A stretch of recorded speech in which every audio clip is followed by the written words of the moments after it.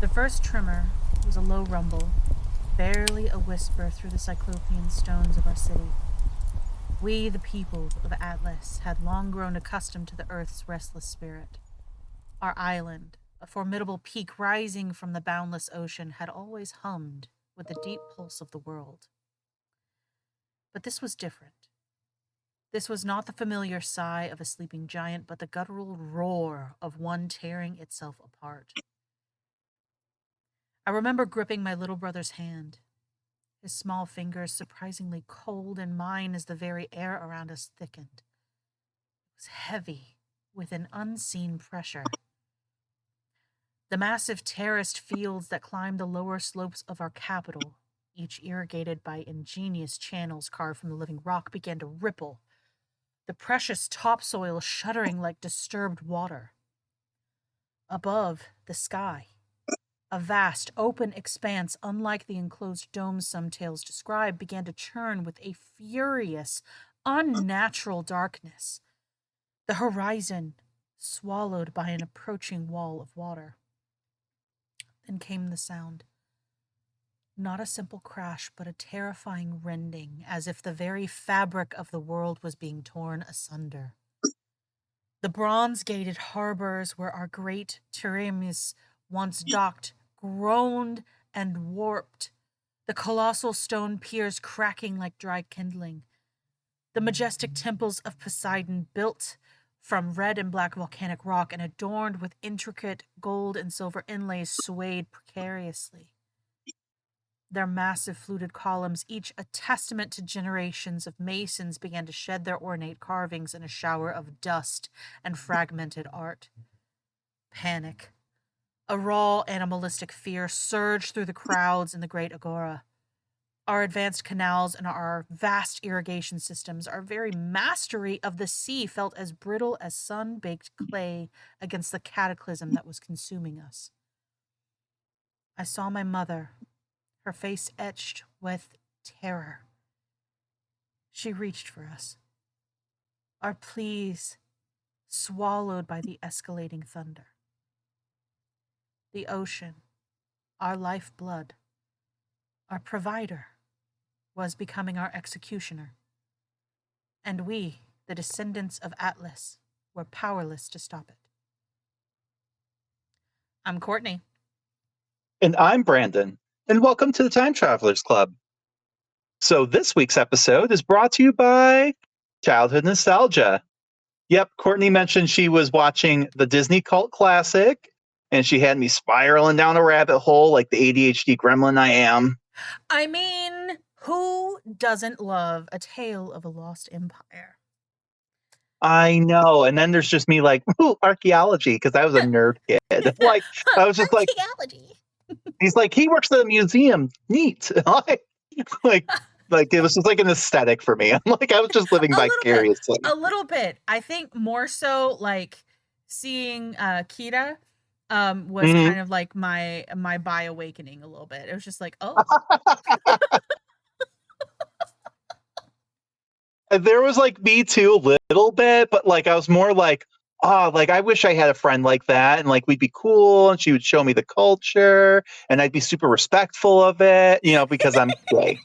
Like, and I was like, That's wow, okay. her outfit's super hot, but like yet there was nothing going on down there, But Beautiful. I was just like, what an awesome, powerful, intelligent woman. She should be queen.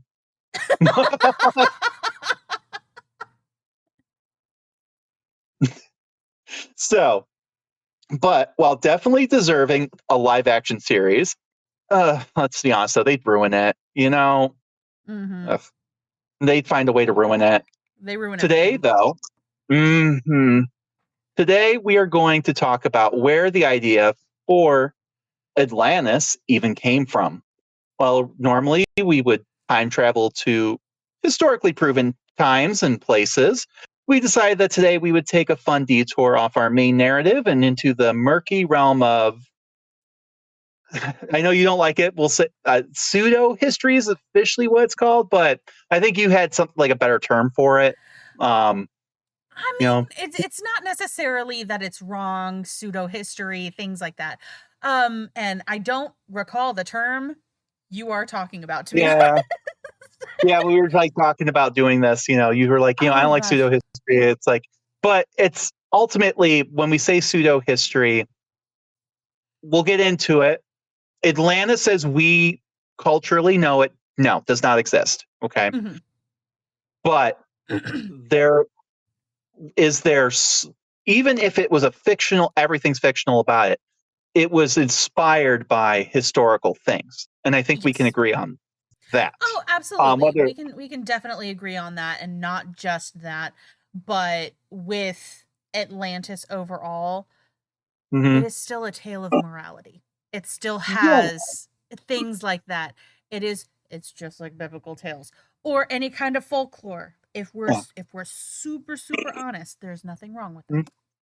Yeah, and I think this actually segues well that. into what we're going to talk about today, which is this is going to be a three-parter, and this first part's really going to focus heavily on the ancient, like quote unquote, sources of it, but specifically the like where it originally came from, the philosophical context, which was a tale about morality, about governance and like what an ideal, well, their version of an ideal civilization could be, and like what happens when you don't, do what you're supposed to.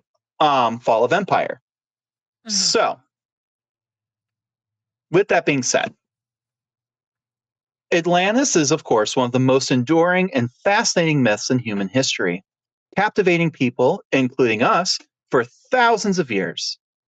The whole Atlantis saga kicks off with good old Plato, the ancient Greek philosopher. So let's picture him for a minute. He's chilling, sipping some watered down wine because only barbarians drink it straight. Us. But and he's deciding to spin a yarn in his works. This work is called Timaeus and Critias.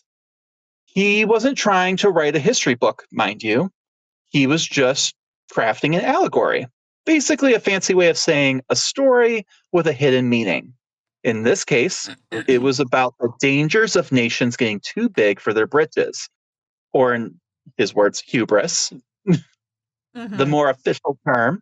But Pato, Pato, I sound good. Pato. Pedo. It sounds like maybe I should be watering down the wine. It's Like I ain't okay. even drinking.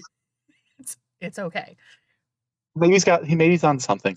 Um, Plato painted Atlantis as a super duper powerful naval empire that basically ran the whole Western world back in the day.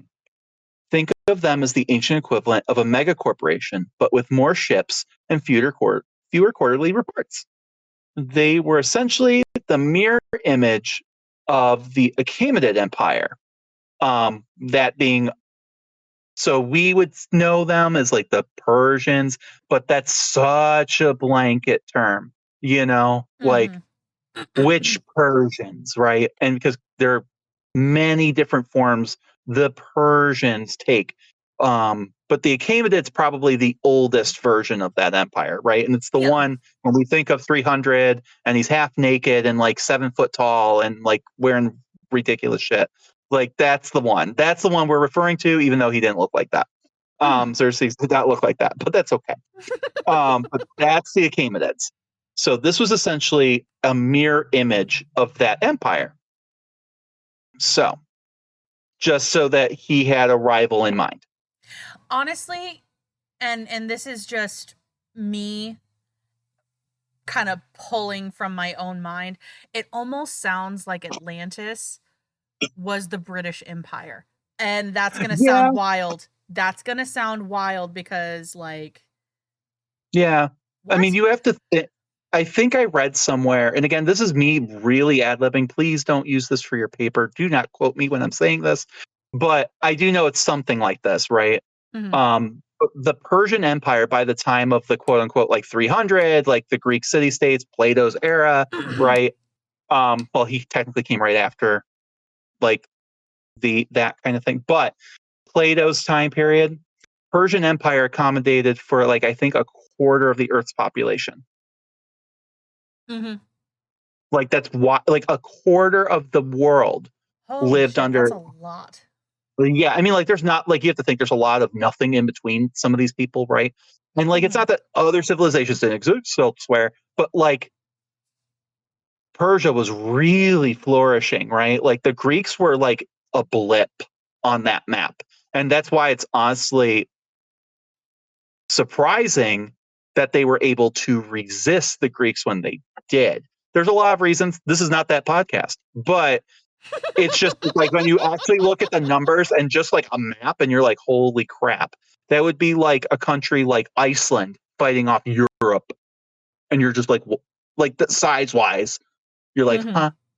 Like it's, it's intense. Um, Absolutely. so All right. So, as all good cautionary tales go, Atlantis got a bit too full of itself.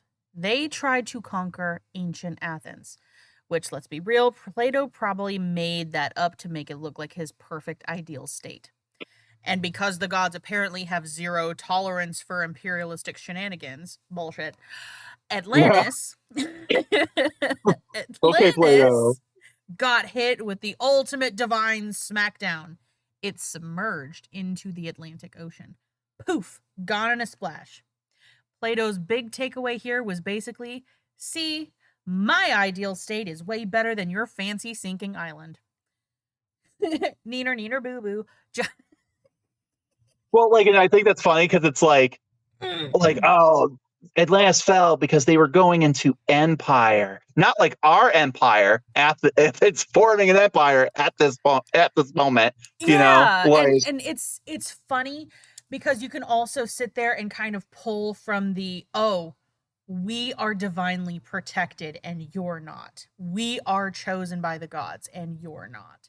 That yeah, kind of attitude. And that's kind of fucked up, guys. That's I mean, like kind of fucked up. was like the Athenian version of like they wouldn't have been called an empire, right? But like the Yeah. Peloponnesian League, right? Like you've got, well, that's the other side of it.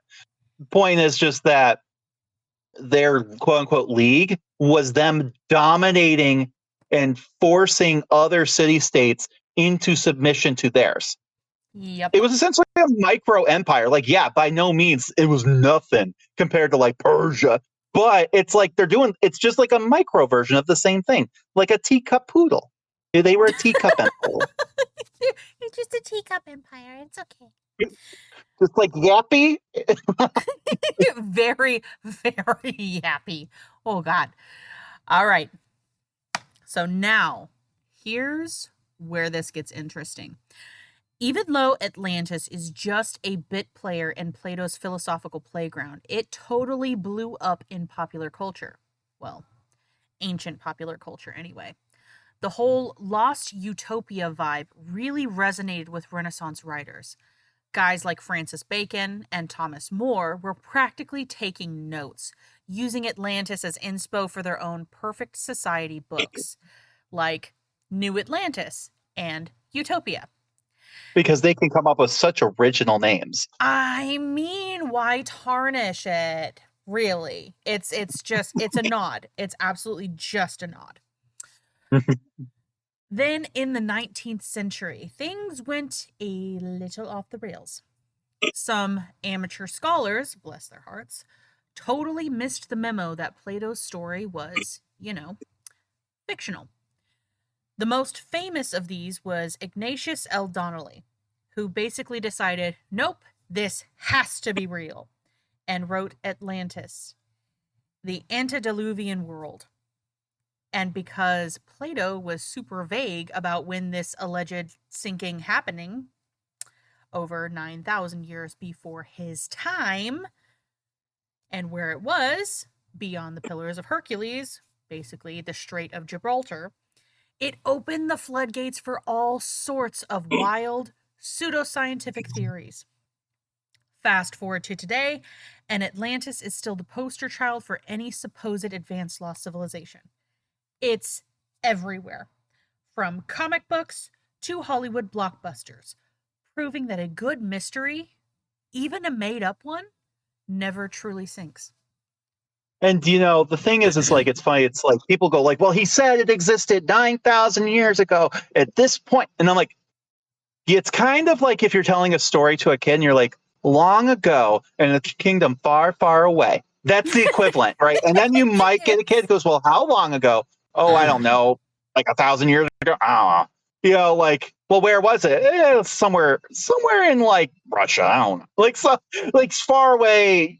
That's the vibe. It's like because the edge of the world, as he kind of knew at the time, was not that they didn't think things might exist beyond that, but like that was like that seems far. No one's going to double check this.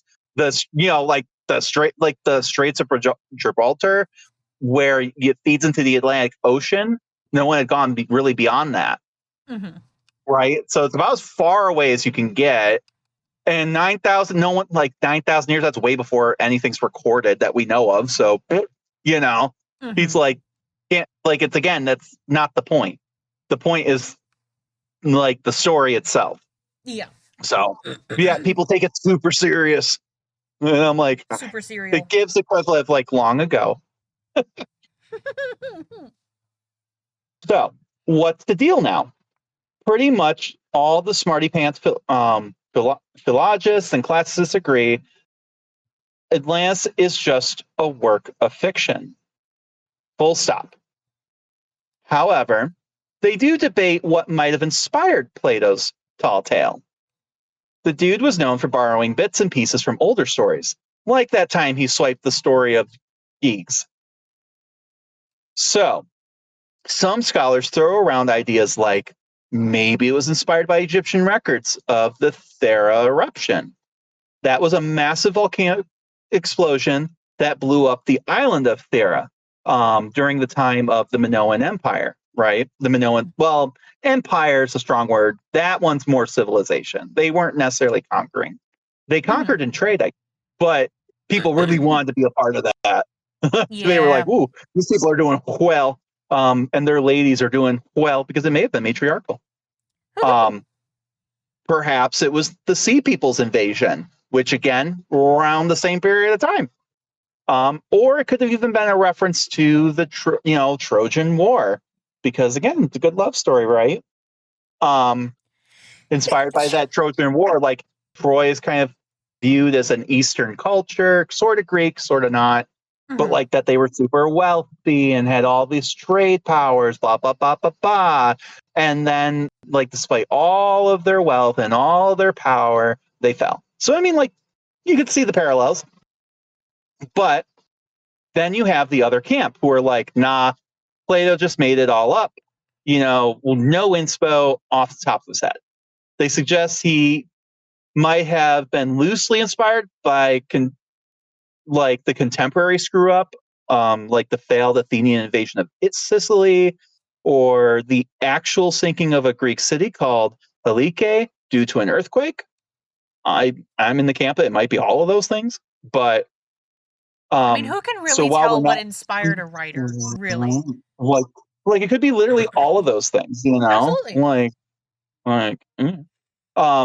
But while we're not likely to find Atlantis with a metal detector anytime soon, the debate about what sparked Plato's imagination is still going strong. So that's pretty wild. What do you think? Any theories of your own? Like, do you think that this checks out? I do, and realistically, like every story has a grain of truth in there somewhere. That's the way that I think about it. There has to be inspiration from something, just like you don't dream up new faces. If you dreamt a face, you've seen it before. Um, the world To is me, full of new ideas, but a lot of them are recycled. well, the other thing is too, you have to remember the time period, right? I mean, we're so used to freedom of speech, where like if someone's even censored, it's dealt with shock and awe and outrage. But like back then, right? If he was like one theory is that he was criticizing the Athens, actually, not the Achaemenids, but actually Athens, right? It wasn't propaganda; it was the opposite. It was because of, like I said, they were a toy. They were like a toy empire, a toy poodle, toy empire, mini empire, and he pointed this out. Like, we're supposed to be a democracy, blah, blah, blah. But you can't say this shit out loud. So you have to say So, it in allegory, otherwise it's off with your head. right. I mean, Yeah. granted, like from what I understand, Plato, unlike Socrates, like was very pro-Athenian, so it could be very well it was propaganda. But like, you can still be stupid patriotic, right? And be like, have a critique and know that that critique could get you killed or misunderstood. So you use the allegory anyway, right? Like, Yeah. mm, And that makes so sense. right. And being inspired by maybe a failure where they didn't invade and it didn't work out so good, and they were like, maybe, like I write this like tale that kind of goes, don't get too big for your britches. Yep. So, um, so let's dive into the juicy details of where this whole Atlantis obsession actually comes from, though. Straight from the horse's mouth, or in this case, Plato's brain. So here's the deal. If you ever hear anyone talking about Atlantis, they're basically just rehashing what Plato wrote in his dialogues. Timaeus and Critias. Seriously, these two books are the only primary sources. Everything else is just fan fiction, reinterpretations, or wild speculation. Plato claimed he was just quoting Solon, who was apparently some ancient Greek tourist who visited Egypt around 590 to 580 BC. The story goes that Solon got his hands on some super secret Egyptian records about Atlantis. Sounds a bit like My Girlfriend Lives in Canada, doesn't it? But hey, it was a good narrative device. I heard from someone else. We use it all the time. Mhm. In these two dialogues, you've got a small crew. Critias, a politician, Hermocrates, another politician, Socrates, the famous philosopher, though he just mostly asks questions here, and Timaeus of Locri, a philosopher. But here's the kicker. Only Critias actually talks about Atlantis. Everyone else is just kind of there. Plato, being the philosophical ninja that he was, used his trademark Socratic method to debate different viewpoints, even if he was the one creating all of the viewpoints. The whole thing in Timaeus starts with Socrates daydreaming about the perfect society, like the one he laid out in his earlier work, Republic. He's like, wouldn't it be cool if we had a story that showed off a society like that? And Critias, bless his heart, pipes up with what he claims is a historical tale that fits the bill. That's when he spills the tea on Atlantis in the Critias dialogue. The vibe is pretty clear. Ancient Athens is the good guy. The perfect society in Atlantis is the ultimate bad guy, representing everything wrong with, well, everything wrong with not being Plato's ideal state. So, according to Critias, the Greek gods were basically playing real estate agents, dividing up the world, and Poseidon, being god of the sea, naturally got the sweet gig of Atlantis. And boy, was it a sweet gig. Critias says that this island was ginormous, bigger than ancient Libya and Asia Minor put together. So again, when we think like Libya, something we're talking about that like swaths of land of North Africa and what would be Turkey today. So that whole like both of those areas combined. That's apparently the size of this island, right? Mm-hmm. Um, so, but as we know, even the biggest things can get leveled when an earthquake hits. After its epic downfall, it became the impassable muddy shoal, basically turning that part of the ocean into a cosmic do not disturb sign. Plato, through Critias, even gives us the architectural blueprints from the Egyptians, quote unquote. Atlantis was mostly mountains up north and along the coast. But then he had this huge oblong plain down the south. We're talking seriously massive, 3,000 stadia, which is about 345 miles in one direction and 2,000 stadia, or about 230 miles across. At its heart, there was a mountain with a tiny island about half a mile wide. The story goes that gets even more mythic here, though. Poseidon apparently fell head over heels for a mortal woman named Plato. They had 5 sets of twin boys because as if we were already questioning the historiography of this, right? Oh my Like God. what are the 5 chances? sets of 5? twins. That poor Yeah, woman. I Whew. know. It's just like God. She by I swear to God, by the 3rd set, they were like strolling out. Like God, Leave her alone. Oh my God. she needed divine intervention just for that. I mean, technically, they were divine intervention. That was the problem. Like yeah, like Poseidon's there. He better make it like pull some wackadoodle like bull crap. None of this is like making her like eggs crap like Zeus did. Oh my God. That, Yeah. yeah, and like to be fair, I just thought that's the twin story for him. Like you had Helen and what's her face and oh God, the Gemini ones there. Why am I blanking? Anyway, the point is twins, right? And she had like 2 gigantic eggs that had twins in them. Yep. Like as you do. But this poor lady, she's got 5. God. Um, but the eldest, Atlas, not that Atlas, like the big giant that holds the world up Atlas, different Atlas, became the first king of the whole island. And that's why we call the Atlantic Ocean the Atlantic Ocean, apparently. His twin, Gadrius, got the part of the island near the Pillars of Hercules. The other 8 brothers also got sweet territories to rule. But, like I think like listing them after a while probably got like boring. Mhm. Um, we're like, and the other 8 also got shit. Poseidon, being super romantic, carved a palace into the mountain where Cleito lived, surrounding it with 3 concentric rings of moats inland.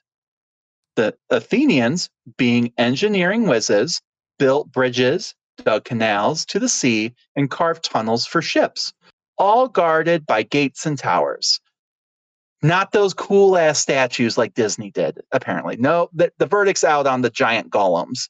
No, No mention I of those. wish. The giant golems would have been awesome, though. And Yeah, I that would have been think you pretty meant the cool. Atlanteans, not the Athenians. The Athenians, yeah, like it's all the same. I mean, technically, yes. Technically, We're it is all the arguing that, same. to be fair, we're arguing that's not. True. But, um, but, you know what I meant. I You do. knew what I meant, guys. So we've got all these towers, all these gates, all these cool canals. The walls themselves were built from red, white, and black rock, straight from the moats, and covered in brass, tin, and precious metal called oh my God, Orichalcum. auric. Yeah, why am I struggling with that? We practiced. We We did. practiced. We Orichalcum. practiced. Orichalcum. Orichalcum. I'm done. All right. So, sounds like something out of a fantasy novel, right? Well, then comes the epic war. Critias recounts that 9,000 years before his time, the Atlanteans, who had conquered huge chunks of Libya all the way to Egypt and Europe, as far as Tyrrhenia, and apparently they enslaved everybody, faced off against an alliance of Athenians because somehow they managed to not get caught. Which Mm-hmm. again definitely supports the idea that this is inspired by the Achaemenids because that was their whole thing too. Was the Achaemenids came in, they had conquered all like on the other side of other side they had conquered all the land, and Athens was kind of the last stop, and Athens was the ones who kicked them out. In theory, so you can see the parallels for sure. Oh, Um, absolutely. but when the alliance crumbled, Athens, being the ultimate underdogs, heroically stood alone against the mighty Atlantean Empire. But the good times weren't going to last for Atlantis. Bam! Violent earthquakes and floods. In just one day and night of pure chaos, all of their warriors vanished into the earth. The island of Atlantis was swallowed by the sea. And that's why that part of the ocean was apparently still uncrossable and mysterious, thanks to all the mud from the sunken island. It's worth noting that a guy named Hellanicus of Lesbos wrote an earlier work called Atlantis, but only a few snippets survive. It seems to be more about the daughters of Atlas, but some smart folks think Plato might have even snagged the title or even some stylistic inspiration from Hellanicus when he was detailing the Atlantean king's genealogy. Interestingly, Rodley, wow, Rodney Broadly. Castleton, Rodley, wow, my tongue was just like, where are all these Greek names? That one's English. Fuck. Castleton. Rodney Castleton pointed out that Plato penned the Atlantis tale in 359 BC, right after he got back to Athens from Sicily. And apparently, there are a bunch of similarities between the layout and the defenses of Syracuse, where Plato had tried to implement his philosophical ideas, probably with mixed results, and his descriptions of Atlantis. So maybe Plato was just getting some inspiration from his own travel experience and a bit of what if thinking. Makes you wonder, doesn't it? Was Plato just flexing his creative muscles, or was there a tiny grain of truth that sparked this incredible legend? All right, let's chat about the ancient world's split decision on Atlantis. Real or just a really good story? Because even back then, people couldn't quite make up their minds. So after Plato dropped his Atlantis bombshell, people immediately started taking sides. Some ancient writers were like, nah, this is totally just a cool allegory myth with a moral. Others, however, were convinced it was a legitimate history lesson. Take Aristotle, for instance. He was Plato's star student, and he pretty much scoffed at the idea. He thought his teacher, Plato, had simply invented Atlantis to get his philosophical points across. Basically, nice try, Boomer, but I see what you're doing. Yeah, and like honestly, I feel like that's probably an indicator right there. Like it's his star pupil, right? Mm-hmm. If it was real or sourced off of like something super real, when you know what I'm saying, like the fact that he's like, nah, guys, it was just a story. I'm gonna probably take his word for it. But then you have Franter. This guy was a student of one of Plato's students. So we're getting deep into the academic family tree here. And he often trotted out as the poster child for believing Atlantis was actually history. His writings, which were complementary to Plato's Timaeus, are unfortunately lost to time, which is a bummer. But a guy named Proclus, a Neoplatonist from the 5th century AD, gives us the scoop. Proclus spills the tea. Regarding this whole Atlantis tale, some folks like Crantor say it's just straight up history. Crantor also mentions that Plato's buddies used to playfully tease him, saying he didn't invent the perfect republic, but he copied Egyptian institutions. Plato, taking them seriously enough, then decided to give the Egyptians credit for this story about the Athenians and Atlanteans, making it seem like the Egyptians are were saying Athenians really did live like that. Now, here's where it gets a bit murky, even for ancient texts. The very next sentence from Proclus's account, often translated as Cantor, adds that this is testified by the prophets of Egyptians, who assert that the particularities which are narrated by Plato are written on pillars which are still preserved. Sounds pretty convincing. Like Frater saw some hieroglyphics confirming the whole thing. But there's the catch. The original Greek starts with the ambiguous he, as in he adds. Who's he? Is it Cantor? Is it Plato himself? This tiny pronoun has launched thousands of academic debates.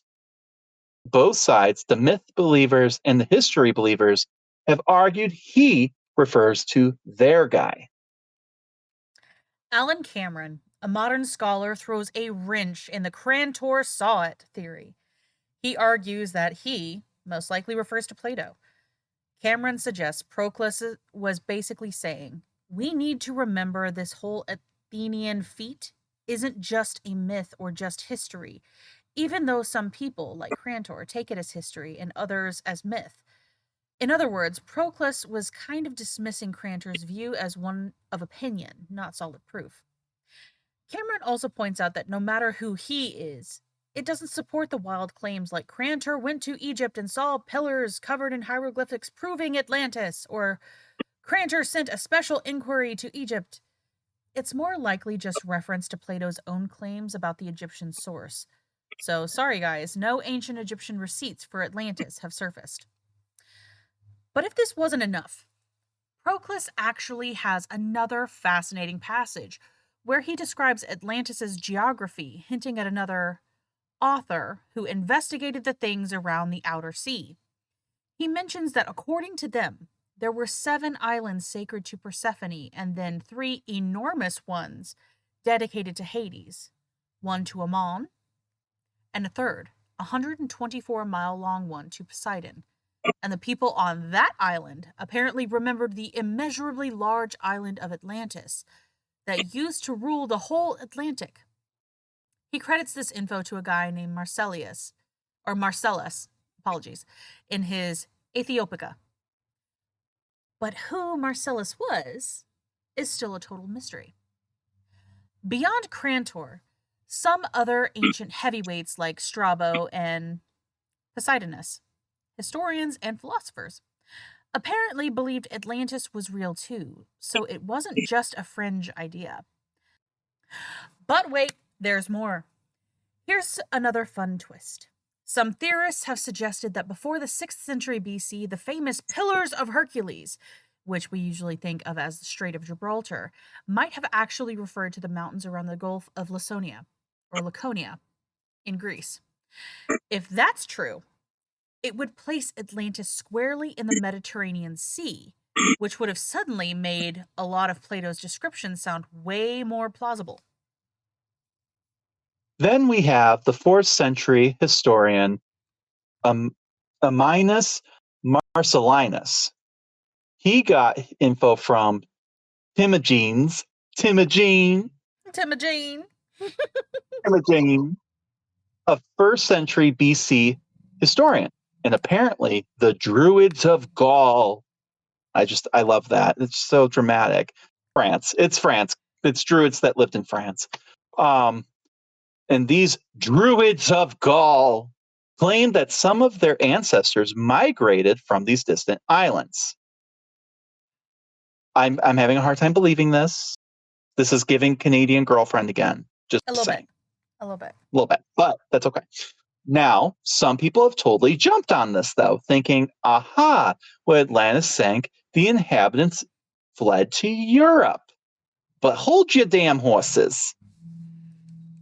Ammianus actually says the Drazidai, Druids, recall that a part of the populations is indigenous, but others also migrated from the islands and lands beyond the Rhine.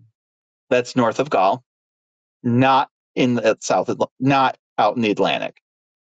So it sounds more like people came from places like Britain, Netherlands, Germany, not a sunken continent. And we have proof of that part. Like we do have proof of that. Yep. That's there was migration going back and forth for like prehistorically, all the way back then. So that part makes sense. But not mystical islands with, Poseidon banging a lady and having tons of babies. As cool as that all is. So it sounds more like people came from places like that. Plus, he mentions that the Celts near the ocean worshiped twin gods that came from the sea. Interesting, but probably not Atlantis refugees. Though I do want to know more about that. That sounds interesting. That sounds like something to dive into. I know. But we probably don't have anything, on that. I'm just saying, Like that seems way more interesting. But I'm taking notes. We'll look into you know, see if we can find anything about it. I know. But like then it's like, but then all of our sources are by people like this, you know. So you're like, Uh, how believable is that? How much are they actually misinterpreting? Who knows? But anyway, conveniently, the Celts had no written language or records left to us to check this guy's sources. So again, oh, my girlfriend lives in Canada, but she doesn't have email. Like, you can't know. Her parents don't let her do social media. Mm-hmm. Sure. sure, bud. But that makes you wonder about those sources even more. Anyway, while the idea of the real Atlantis has floated around for millennia, the closer you look at the ancient quote unquote evidence, the more it seems like it's just a fascinating game of telephone mixed in with some philosophical allegory. So, what do you make of all these ancient takes? I mean, people love exceptionalism at all roots. So the idea of Atlantis being this amazingly advanced technology, and it's like, oh yeah, I'm descended from that. Of course, people Yeah, would want to or claim it. Of course, people would want to claim it. Let's be super real. attribute it to other people, right? Like, Hmm. because that almost gives you more reason, like, oh well, like that's our reason for taking over Gaul, because there used to be Atlanteans living there, so culturally they just need to remember their heritage. I don't know, insert. It is. It very much reads manifest destiny. So let's keep this Atlantis party going and check out what some of the early religious thinkers had to say about this infamous sunken island. Turns out they were just as divided as everyone else. Next up, we have Philo, a Hellenistic Jewish philosopher kicking around in the early first century. In his work on the eternity of the world, which sounds like a real page turner, right? He actually brings up Atlantis.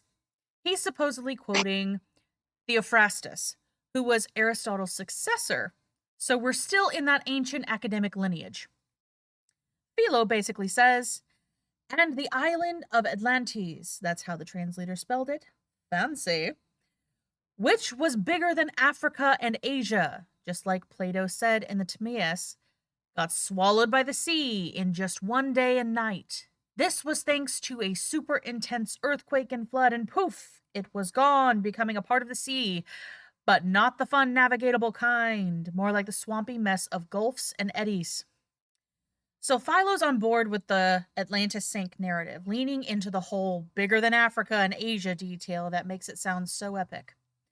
Now, a couple centuries later, Joseph Barber Lightfoot, a theologian, chimed in on this passage, and he mused that Philo, or whomever Clement was, who he had also mentioned, might have been talking about a real but hard to reach land beyond the Pillars of Hercules.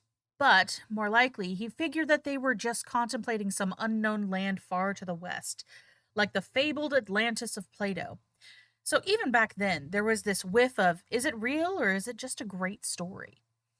Yeah, and I mean, like, we keep seeing this over and over again. Like, Aristotle says, nah, bro, just a cool tale. His students like, nah, it was super real, guys. Like, I've got proof, but oh yeah, no, I can't show you. And then you've got this kind of over and over and over again. I've You got proof, know, but I can't show you guys. like I left at That would just home. hurt everything. I can't show Yeah, you. right. Like, like I know that she's got those emails, and no, I don't have proof. I've got it. God. Anyway, like no, those files don't exist. Don't. But no, no, no. You don't need to look at the records. No, no, no, no. Those Epstein files don't exist. No, no. Don't look too hard. Anyway, so eventually, early Christian writers also got in on the Atlantis action, and their opinions were, you guessed it, a real mixed bag, because of course they were. Some thought it was totally a thing, and others were like, nah, it's just some pagan nonsense. Don't trust it. Which now I want to believe it out of spite. Like, A little bit, a little bit. just so first we've got Tertullian. He, for example, was an early Christian bigwig who believed Atlantis was real. He wrote in the Atlantic Ocean, there once existed an isle that was the size of Libya or Asia, like we've seen before, clearly echoing Plato, blah, blah, blah. So for him, it wasn't just a myth. To him, it was a verifiable piece of ancient geography. Then there's Arnobius, another early Christian apologist. He also brought into the Atlantis existence, but with a fun twist. He blames its destruction on pagans. Yeah. Yep. They got sunk because God was mad they were pagan. Oh. Which I'm like, okay, then why didn't he just destroy literally everything? Exactly. It's like, I mean, like, then they'd be like, well, there was the whole flood story there, but they're like, yeah, but then pagans existed after that. Anyway, so I'm like, just like, anyway, like, were they too pagan? Like, how can you be too pagan? You know, anyway. So, I mean, that is definitely a conversation we can have, but but not this time. all you need to know is because, you know, everything that bad happened was clearly the pagans' fault. That is the vibe we're getting. The devil made me do Finally, it. right. Finally, let's not forget Cosmos Indicopleutes. Indicopleutes. Yeah, that sounds right. From the sixth Cosmos. He's Mr. Cosmos from the 6th century. This guy was a merchant and a monk who had some, shall we say, unique views on geography. He wrote Christian topography, largely to prove his very firm belief that the world was flat, surrounded by water. So he was the first flat earther YouTube guy, Oh God. like trying to prove it. Like, Yep. I he's a mean, flat there's your proof earther. right there. There's your proof right Well, and there. like, yeah, and to be fair, guys, I just want to point this out. We talk about it a little bit in our Ptolemaic Dynasty episode, cultural episode. Like, they did understand that the world was probably round. They didn't quite understand how that all worked and the placement of the universe and all that, or the solar system or all that. But like, it was pretty well like, yeah, no, the Earth's got it's round. There's like, it's got a curve to it, right? Mm. Like, that was kind of like already on the table. So like, it's just again, flat earther. I love this. The Dark Ages. Fuck the Dark Ages. So, so how does Atlantis and flat earther work together? Shit, you may ask. Well, he weaves Atlantis into his argument. Similarly, the philosopher Timaeus also describes this earth as surrounded by the ocean, and the ocean as surrounded by the more remote earth. For he assumes there is an island to the west, Atlantis, out in the ocean towards Gadria or Cadiz, and it's huge. He says 10 kings from the island got mercenaries from other nations, conquered Europe and Asia, but then got schooled by the Athenians, and then God just sank the island. Because, you know, both Plato and Aristotle praised the philosopher Timaeus, and Proclus even wrote a commentary on him. Timaeus basically says stuff similar to what we believe, just moving the action from east to west. Plus, he mentions those 10 generations and that land beyond the ocean. Honestly, it's pretty clear that they all just ripped off Moses and they called it their own work, guys. This is what this guy's arguing. Oh my Lanta. Like, I don't understand like how Moses is like getting, but whatever. I mean, I guess the whole idea of like the plagues and stuff, but like, I I feel like it's a guess. very different story. I mean, the only thing they have in common is natural disasters. Yeah, and I But mean they're not even like the people cling same to stories natural around disaster. natural disasters though. They really do. Yeah. I don't But know. like Egypt wasn't like flood and like, you know, Egypt wasn't like submerged underwater and like never to be seen again. Like, you know what I'm saying? Like different kinds of natural disasters. Granted, if we're looking at the Thera theory, which we will talk about later at some other point, like if Thera was the volcanic eruption that inspired this whole thing, then yeah, actually there is some evidence that that also may have inspired the plagues from the Bible because of like these like side effects that were causing things to happen. That's a whole different rabbit hole, though. Yes. My point is that no one was ripping off the Bible. Yes. Yeah. But that's what Cosmos believes. And he essentially uses Atlantis to prove that point. And supporting this idea that the earth was flat, which I also have to question. He goes like, oh, there was a sea and then there was land around the sea. Okay, well, then what's around that land? Yep. Hmm? You were just going to fall off the edge of the earth. It's okay. That's why Like, we it's fall just into like, chasms. is there a sea and then land and then sea and then land and then just forever? I don't know. Like, it's a giant like target. I just need you to think. I just need you to think about this for a minute, guy. But Yeah. it just goes to show that even in ancient times, Atlantis was a story that everyone had opinion on. And they weren't afraid to use it to bolster their own wildly different theories, whether it was about philosophy, religion, or apparently even the shape of the world. But here is where we will leave it for now. Next time, we will dig deeper as we explore how the ideas of Atlantis developed into modern times and how that influenced the image and the underrated movies of our time. And buckle up because some of it is really not great. So, now, as you know, we are a new podcast and we are always looking to please the powerful and terrible God that is the algorithm.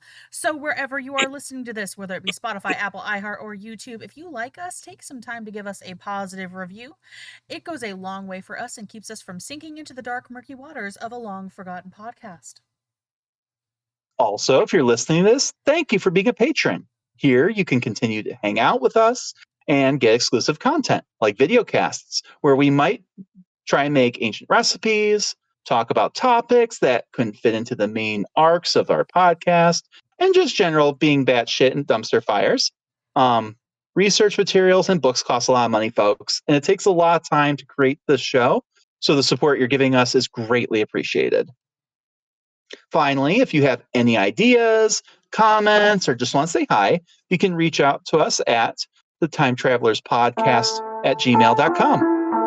We love it when people say hi, and as always, thanks for listening.